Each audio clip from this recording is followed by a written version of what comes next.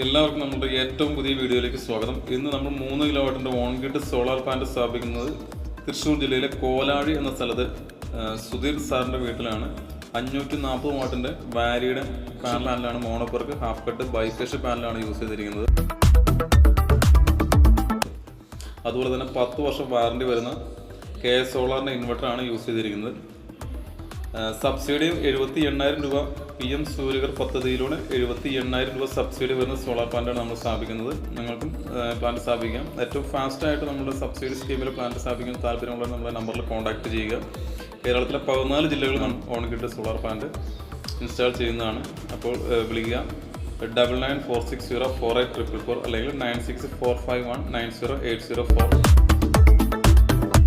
Ideal power solutions Perumbavoor. Thank you.